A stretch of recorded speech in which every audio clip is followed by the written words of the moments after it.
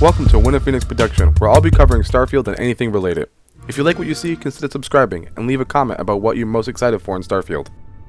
At the time you are watching this video, we are about a week away from launching off into the new world that features space. Lots of space. And while everyone and their mother is excited for what is potentially the game of the year, I'm going to talk about some of the things I don't want to see in StarField. Let's jump right into it.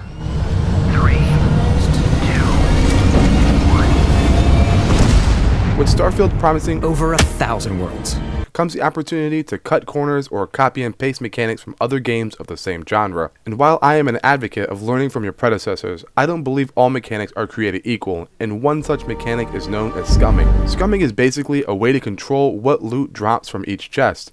You simply come across a chest at the end of a dungeon or a mission and save right before you open it.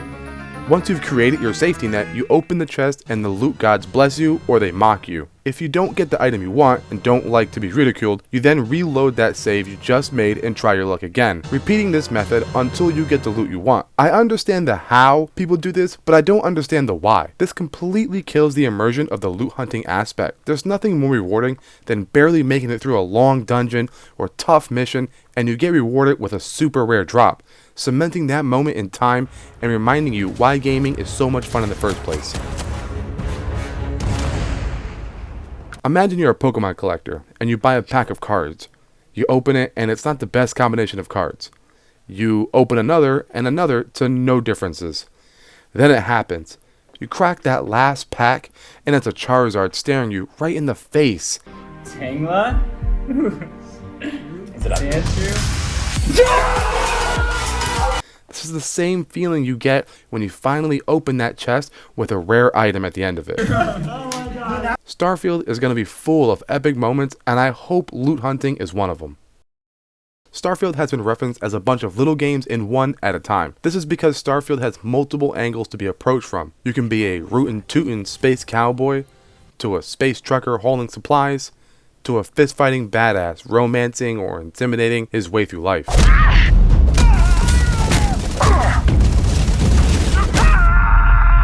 All this sounds great, and honestly, I'll probably end up taking up most of these avenues, but with all that content comes the opportunity for a messy controller scheme. I will most likely play StarField on mouse and keyboard, but that doesn't mean I'll have any better luck if the controls are overcomplicated. You all know what I'm talking about. We've all played those games where the controls got in the way, and for me, I always go back to a little game called Star Wars Squadrons.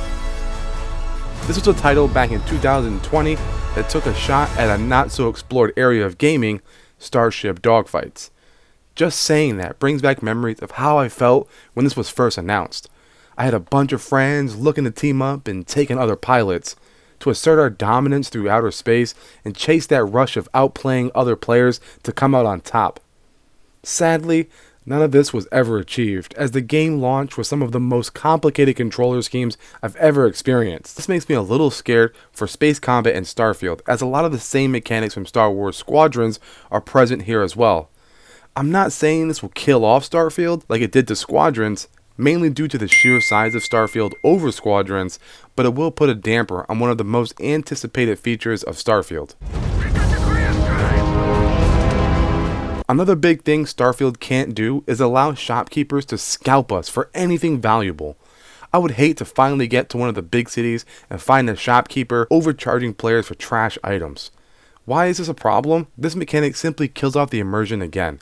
When storefronts have no other value than a quick stop to only dump old loot, what's the point? With all the smuggling and exploring we're going to be doing, I can't imagine the vendors are only going to be used to sell items and that's it. I want shopkeepers to offer me rewards for doing missions for them, and I want those rewards to be worth it. If the shopkeepers only sell you trash in an attempt to force you to find your gear via other means such as caves and dead enemies, I'm willing to bet I will not be the only one upset at the usage of this poorly written mechanic. Lastly, this one is more personal to me, and I hope it's something I never have to see again, let alone in StarField. I really hope the outpost feature is fun and not a job, like an actual job that you have to cater to and bend over backwards for. Why do I say this? Because if this isn't your first BGS game, then you probably know where I'm going with this one. Raider defenses. In Fallout 3, I believe, once you set up an outpost, there was a chance a group of bandits or raiders would occasionally attack your new digs. This was super annoying for one reason, and it's not because I would have to go defend from attackers, but the way I was made aware of being attacked. I got word of a settlement that needs our help. Let me show you on your map. Another settlement has sent word that they need our help. Another settlement has sent word that they need our help. Another settlement has sent word that they need. Stop it. Get some help. Thanks for watching another episode of StarField coverage. Remember to hit that like and subscribe button for more StarField uploads. Phoenix out.